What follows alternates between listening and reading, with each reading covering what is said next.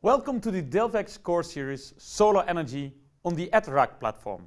My name is Arne Smets and I will be your lecturer for Solar Energy Part 1 and Solar Energy Part 2. These two courses are a general introduction into the variety of technologies which harvest the energy in solar light and convert it into electricity, heat or fuels. In this first block, I would like to give you a short overview to this course series. The course series is divided in two parts.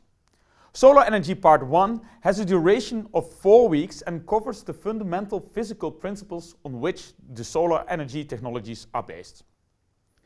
Solar Energy Part 2 has a duration of 5 weeks. The first 3 weeks of Part 2 discusses all solar energy technologies.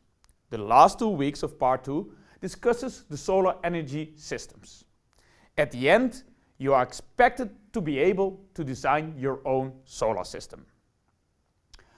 The lectures are given in short video clips of around 10 minutes like this one. Between all video clips you will find many exercises.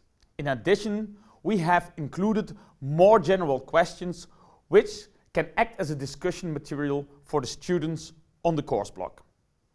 We encourage you to participate in these lively discussions. My experience is that we can learn a lot from each other. In the course edition on the edX platform, we had some great interactions between the students on the forums. During the course series, I'm assisted by Ahmad Dagamse. Ahmad is an assistant professor in the Electronics Engineering Department at the Hijawi Faculty of Engineering at the Yarmouk University in Jordan. Ahmad and his team will assist you in the Arabic when you are working on the ETRAC platform. Later, in the second part of the course, you will have the opportunity to share the solar energy technologies from your home, neighborhood or city through pictures or self-made YouTube movies. At the end of week 1, 2 and 3, you will see some assignments. At the end of part 1, which means after week 4, we will have a short exam which covers the material discussed in part 1 of the course. Both the assignments and the exam contribute to your final grade. You will earn a certificate if you have a score of 58% or more. Supplementary to the lectures, exercises, assignments and exams, we offer you our new educational book from the Photovoltaic Materials and Devices group at the TU Delft, entitled Solar Energy Conversion, Fundamentals, Technology and Systems. Now I will give a more detailed overview of the course content for each week. In week 1, I will give you a general introduction into solar energy. I will discuss the variety of technologies for energy conversion we are using today for our energy needs. I will try to put the role of solar energy in perspective in reference to other energy sources. I will teach you the difference between photovoltaic and solar heat. You will be introduced to the concept of photovoltaics and its related technologies. The current status and prospects of solar energy will be discussed as well. In addition, I will give a quick overview of the history of solar technology. Finally, I will finish this week by discussing some important physical properties of the energy source itself, sunlight. Week 2 is the most fundamental week of the course. I will introduce you to semiconductor physics and how we use semiconductor materials in devices to directly convert solar light into electricity. Don't be afraid if physics is not your thing.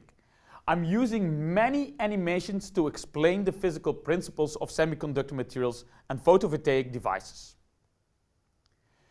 In week 3, we will discuss how we determine the performance of solar cells using the external parameters like open circuit voltage, short circuit current density, fill factor, maximum power point and deconversion efficiency. In week 4, I will discuss the general design rules for solar cells. What are the requirements for a solar cell to deliver a high voltage, a high short circuit current density or a high fill factor? We discuss which tracks can be used to trap the majority of the light in the absorber layers of the solar cell. As you can see, you learn the basic physical principles in the solar energy part 1. This part forms an excellent toolbox to understand the various solar technologies and solar systems we introduce in solar energy part 2. In solar energy part 2, we start with the various PV technologies. In week 1 of part 2, we will discuss the most dominant solar cell technology, which is based on crystalline silicon wafers. We will discuss the processing methods, the various different device concepts, and the challenges of the crystalline silicon PV technology for the future. In week 2 of part 2, we will discuss the other PV technologies based on thin films. Thin film technology uses less material and is produced by cheaper processing methods to further reduce the cost price of solar energy. In addition, we discuss the concentrator multi-junction solar cells, which have up to date the highest conversion efficiencies among all PV technologies. In week 3 of part 2, the future generation concepts are discussed, which are supposed to beat the Shockley-Queisser efficiency limit of a single junction solar cell. Secondly, I will introduce you to the solar heat and concentrated solar power technology. Finally, we will talk about the solar fuel technology. Photoelectrochemical approaches will be discussed.